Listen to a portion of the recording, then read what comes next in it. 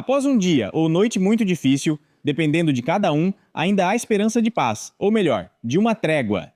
E quem vai propor isso são a Rússia, a Ucrânia e os Estados Unidos juntos. Pelo visto, nosso casal anda junto e agora já propõe uma trégua sem interrupção nos bombardeios, tanto internos quanto externos. Enfim, vamos ver o que temos aqui. Então, a Ucrânia e os Estados Unidos discutiram uma trégua aérea e a proposta será encaminhada à Rússia. Aqui já aparecem fotos inspiradoras, onde Trump está andando e realmente ouvindo as palavras de Zelensky. Ele absorve seus valores morais, éticos, o que você quiser. Enquanto isso, autoridades da Ucrânia e dos Estados Unidos avaliam interromper ataques aéreos. A interrupção dos ataques será levada às autoridades russas como parte de uma nova rodada de propostas de paz. Ao que parece, há uma nova rodada. A fonte lembrou que anteriormente a Ucrânia já havia recorrido a Putin, mas ele recusou. E além disso, Peskov também disse que é possível parar a guerra literalmente em um dia se Zelensky seguir aquelas diretrizes ou algo assim que Putin deu. E eu e o passarinho da resiliência estamos simplesmente chocados. Lembrando que o nome do passarinho da resiliência é Juan. O que vem agora? O presidente dos Estados Unidos, Donald Trump, e Zelensky parece que estão juntos contra alguém. Estão apresentando o presidente. É só uma tradução mesmo. Eles devem se encontrar em Washington na terça, 28 de julho. Uma fonte ucraniana disse que Zelensky quer ir aos Estados Unidos. A equipe dele aguardava uma confirmação oficial para seguir em frente, mas ainda surgem dúvidas sobre quantos ataques à Ucrânia ocorrerão. Como se sabe, a andorinha voa abaixo antes da chuva, e os bombardeios a Kiev acontecem quando o presidente da Ucrânia está fora de Kiev. Infelizmente, a capital está sendo fortemente bombardeada. Devemos esperar esses ataques intensos durante toda a semana. Porque Zelensky, além de discutir questões importantes com Trump sobre a trégua aérea, também vai comparecer a um funeral de Lindsey Graham, grande aliado da Ucrânia, que certa vez disse que os Estados Unidos ganham trilhões de dólares graças aos ucranianos. Isso é maravilhoso, e uma pessoa tão grandiosa, naturalmente, merece ter sua memória honrada. Depois há ainda informações adicionais. Aqui contam que Zelensky conversou tanto com os Switkofs quanto com Jared Kushner, cuja posição oficial, como se sabe, é ser genro de Trump. Então, nepotismo na política hoje em dia não existe e não pode existir. Zelensky também fala sobre mudanças na liderança. Aqui mesmo, Ikmara e Dropati já escreveram várias coisas como que tem forte sinergia com Dropati, seja lá o que isso signifique. Agora, uma visão comum. Guerras são sobre superioridade tecnológica, soluções assimétricas e mais oportunidades de destruir o inimigo. Aqui estamos eu e Juan novamente chocados. O sombreiro do Juan até diminuiu de tamanho por causa dessa potência toda. Bem, por enquanto eu estou aguentando. Além disso, informamos os parceiros de Dropati e Ikmar sobre a situação na linha de frente e as ações da Ucrânia para forçar a Rússia a uma paz justa. Antes não era possível forçar apenas informando os parceiros.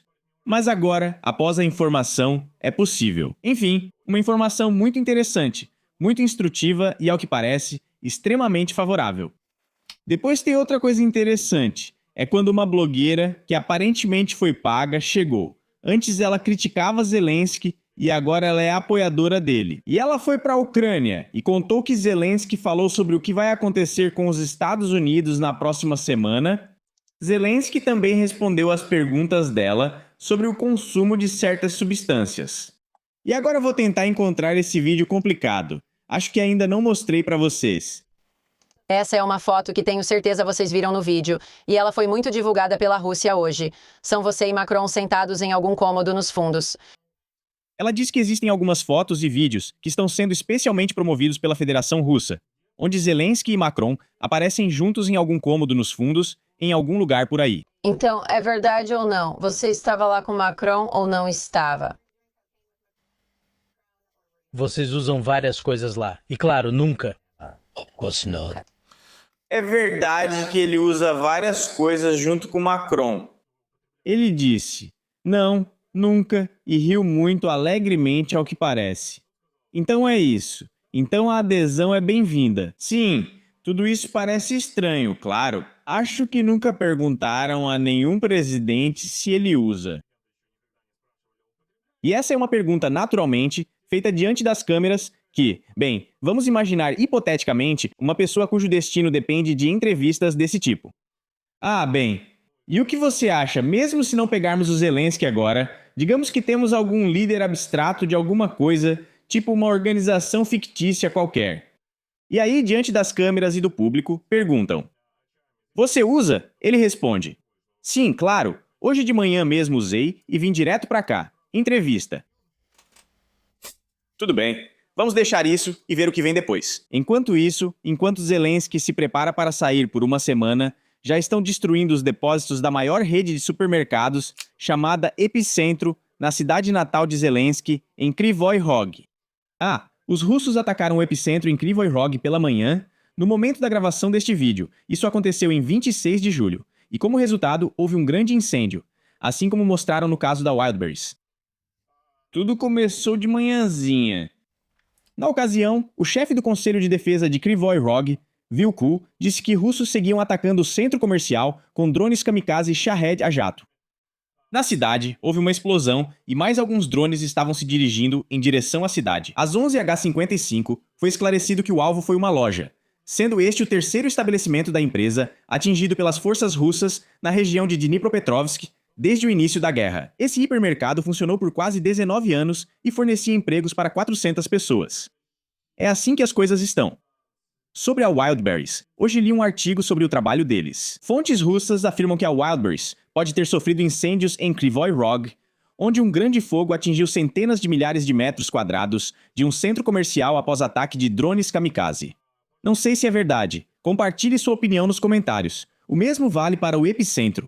O Epicentro tem menos depósitos e empresas do que a Wildberries, mas não em todas as regiões. A rede também é grande. Além disso, aqui apareceu de repente o Charlie, que já foi representante da Ucrânia nos Estados Unidos, um cara que está longe de ser bobo, um homem que sabe inglês muito bem, ao contrário desse personagem aí, com um transporte blindado pessoal na cabeça, que, claro, só transporta a própria arrogância. E, de fato, nos últimos 2 ou 3 anos, esse Charlie tem dito cada coisa na TV. Ah, bom, vamos ver o que ele está dizendo agora. Em breve, diz Charlie, a Rússia vai tentar causar o máximo de dano possível à Ucrânia. Os ataques serão realizados tanto contra alvos de uso duplo, quanto contra o setor civil. Nos próximos meses, isso vai causar enormes perdas. Embora isso seja regulado pelo direito humanitário, as restrições relativas aos métodos de condução da guerra já não recebem muita atenção. Mas, na verdade, de um lado e do outro, as ações são absolutamente idênticas, e às vezes já dá para ver проявляет Украина, а потом уже... que a iniciativa parte da Ucrânia e depois, em ordem inversa, a Rússia se junta a essa iniciativa. Os mesmos Wildberries Epicentro, os mesmos postos de gasolina ou refinarias de petróleo. Em geral, aqui tudo é como... Veja, Tchau ainda afirmou que, estando em uma situação de combate, é importante evitar uma guerra em larga escala. Mas a Rússia não deseja apoiar essa posição. O que está acontecendo agora? Charlie acha que pode ser uma tradução errada do ucraniano para o russo, pois é muito difícil traduzir. Possivelmente os tradutores, por serem só ucranianos e sem muito conhecimento, erraram na tradução, mas em geral, ele diz que pode haver uma guerra em grande escala entre, no caso, a Ucrânia e a Rússia. Agora, aparentemente, é algo bem específico. Uma guerra local está acontecendo, na opinião, novamente, do Charlie. Aqui mesmo, olhando para tudo o que está acontecendo, o bloco Pactagenos e MERS quer fechar um acordo com a Ucrânia sobre tecnologias de drones.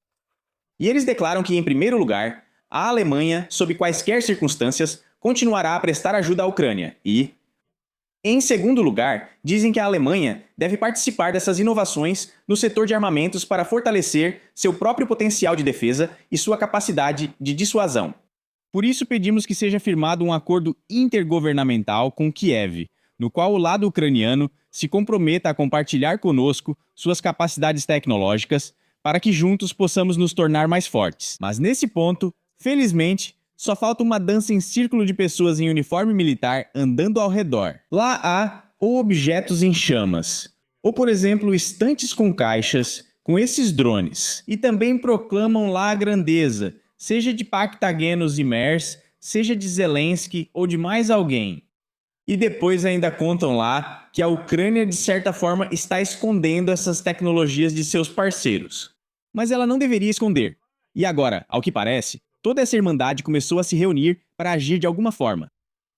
A Polônia já demonstrava grande descontentamento com a recorrente falta de vontade da Ucrânia em aderir a essa irmandade de aço. Prometeram drones e tecnologias de produção de drones em troca dos MiGs poloneses. Os drones não chegaram, as tecnologias permaneceram ocultas sob o véu do segredo. E como resultado, os MiGs também não foram enviados para lugar nenhum. Agora está acontecendo uma análise das ações de todos esses personagens. E daí? E de repente fizeram mais uma investigação e descobriram onde e como vive Yanukovych. Recentemente, circulavam piadas sobre esse Maidan de papelão com vários personagens diferentes. E alguns desses personagens tinham escrito trazer de volta Fyodorov. Enfim, o sobrenome desse ex-ministro da defesa é Fyodorov. Fyodorov. E lá eles tentaram adaptar o nome dele para o ucraniano de todas as formas. Fyodoriev, Fidoriev e de outros jeitos também. Enfim, a piada era sobre trazer de volta Fyodorovich. E Fyodorovich é o patronímico de Yanukovych. Resumindo, encontraram Yanukovych e relataram onde ele está e como vive. Spoiler, está tudo bem com ele. Ele vive bem, provavelmente está na cidade de Sochi, no Krai de Krasnoyarsk, na Rússia, junto com sua companheira. E talvez até use o nome Oleg Leonov de repente. Ah, isso foi feito por ex-funcionários do Serviço de Proteção do Estado, que atualmente não fornecem mais segurança para a nova Medjugorje em Sochi. Eles estão garantindo a segurança de Yanukovych. A investigação foi feita por jornalistas da Telebachenia Toronto. Não ficou claro o vínculo de Toronto com Yanukovych, mas algo parece estar acontecendo. Os jornalistas também informaram que uma pessoa com exatamente os mesmos dados de Oleg Leonov viajou junto com a companheira de Yanukovych. E, ao mesmo tempo, descobriu-se que a data de nascimento de Leonov, bem, é exatamente a mesma que a de Yanukovych. Além disso, também é mencionado onde eles moram, que é um território de cerca de 3 hectares, e lá até tem uma capela própria. E esse casal está em ótimo estado de espírito, em ótima situação financeira. Centenas de hectares de terra eram alugadas, 5 apartamentos, 5 casas, 4 propriedades, enfim, tudo simplesmente maravilhoso. É isso aí. Mas digamos assim, isso já é coisa do passado. Eu acho que agora os que estão no poder não têm mais centenas de hectares, mas sim milhares. E talvez até centenas de milhares. E não é só uma casinha. Algumas já vimos. Me parece que Medjugorje até perde para essas casinhas em termos de valor arquitetônico. Quem sabe no ano que vem elas sejam reconhecidas como patrimônio ou monumento da Unesco. Vocês entenderam? Alguns artefatos culturais protegidos que são considerados tão valiosos que não se pode tocar, só olhar. E eu tenho a impressão de que em breve isso também vai ser reconhecido pela Unesco. Então é isso. Agora vamos dar uma olhada em outros líderes. Tem muitos acumulados aqui. Tem um líder interessante. Agora vou mostrar para vocês. Está tudo maravilhoso. Como sempre. E aqui está, isso aqui. Vamos analisar. Então, vamos lá. Estamos extremamente satisfeitos com o nosso trabalho. Mas, infelizmente, o nosso trabalho não deu resultado. Eu e Juan gostamos muito desse cara. Ele é o ex-advogado de Efremov, que acabou fazendo com que ele fosse preso por mais tempo do que o planejado. Mas enfim, tudo bem. Vamos falar com os especialistas militares. Aqui tem um que fala com lágrimas nos olhos, extremamente intelectual, levando uma vida saudável. Esse cara claramente é um biopositivista e defensor de um estilo de vida saudável.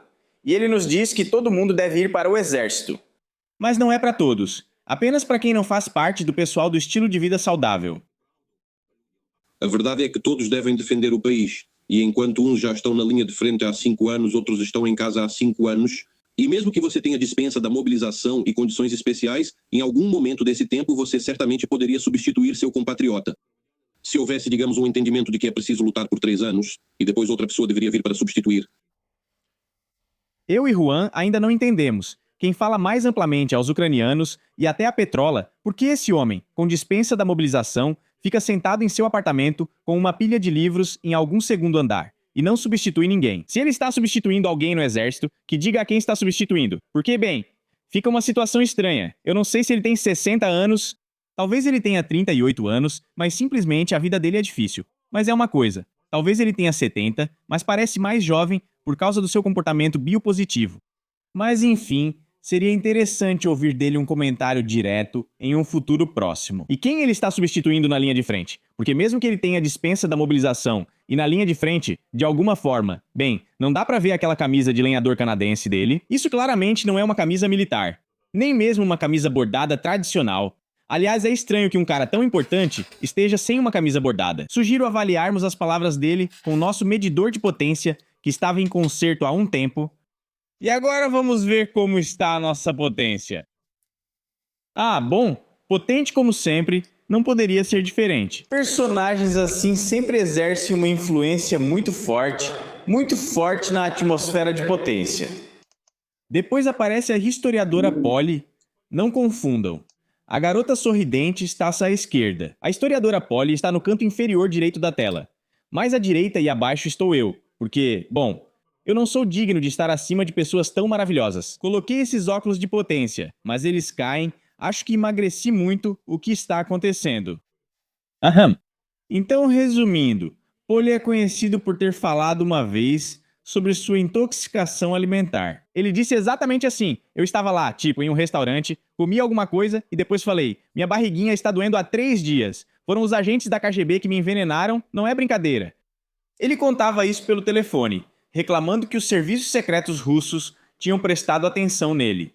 E agora ele está vivo, satisfeito e até com as bochechas rosadas, contando algo interessante para a jornalista sorridente. Nós já escolhemos praticamente toda a parte negativa como país. A sociedade já se adaptou um pouco, porque de qualquer forma o país fez sua escolha. Sobre Bukov, o historiador Polly, entendi pouco, porque Buka é difícil. Parece que defendiam uns óculos de potência. Ele afirmou que a Ucrânia vai sobreviver de qualquer forma, já que o território permanece, e acrescentou mais um, ainda mais poderoso, chamando-o de Pãozinho. Esse Pãozinho, em um carro enorme, fala sobre o que deve ser feito. Ele sempre diz que quem foge do serviço militar é ruim, mas como podem ver, ele mesmo não parece militar, com um sorriso gentil e uma jornalista simpática à esquerda.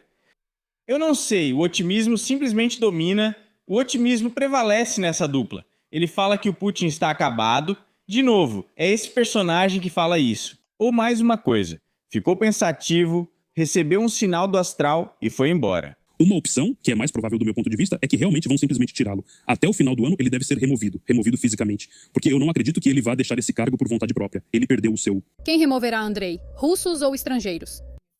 Os russos, entre eles os oligarcas, ninguém de fora fará isso. Que análise? É só uma análise divina. Os pãezinhos ficam cada vez mais fortes. Eles promovem, resumindo, suas habilidades analíticas e se tornam, bem, uma espécie de oráculos. E depois ainda tem esse tipo de personagem. Hoje já temos um acúmulo de todo tipo de camaradas exemplares. E por que esses camaradas são tão destacados? Na Turquia, na verdade, fazem transplantes deles. Ele fala que não deveria haver eleições. O principal é vencer a guerra. Pelo visto, isso ajuda o personagem a vencer a guerra. A bandeira da Ucrânia na parede não está em um bunker, pois é possível ver um papel de parede rosado. Mas o principal é fazer uma cara séria e compenetrada e falar sobre a vitória. Cadê o uniforme militar? Cadê o capacete de proteção? Algum? Cadê o rifle? Eu não sei. O personagem não tem nada disso, mas diz que a Ucrânia tem que vencer. É exatamente só isso. O microfone deve estar na casa dos vizinhos desse personagem. Vamos aumentar o volume. Todos que agora estão envolvidos na preparação para as eleições acabam ficando associados. Cedo. Quem é esse? Eu e Juan estamos novamente chocados. Quem é esse? Mostre, deve ser algum super militar também. Só que no formato de jornalista. Mas enfim, isso é maravilhoso. Não dá pra ver de perto, porque, bem, é assim mesmo. Então, é isso que está acontecendo aqui. Lembrem-se, quanto mais longe Zelensky da Ucrânia, mais intensos os bombardeios. Fiquem atentos, em breve ele comentará sobre o assunto. Ele vai falar à noite antes de partir, balançando o dedo e dizendo que ainda precisa procurar com Kov e tudo mais. Enfim, vamos levando a vida. Boa noite a todos. Tchau, pessoal. Primo, não sou o primo. Legendas por subtítulo Valnitsia. Destruir o sistema energético, mas também criar situações para intimidar as pessoas. Portanto, o único que pode resolver isso de forma eficaz é o medo, e para isso precisamos de Tomahawks. Precisamos de outras armas para que possamos quebrar de forma eficaz o sistema energético da Rússia em resposta. Por isso, todos os nossos principais esforços, desde o orçamento até a esfera da informação, devem ser direcionados para a vitória.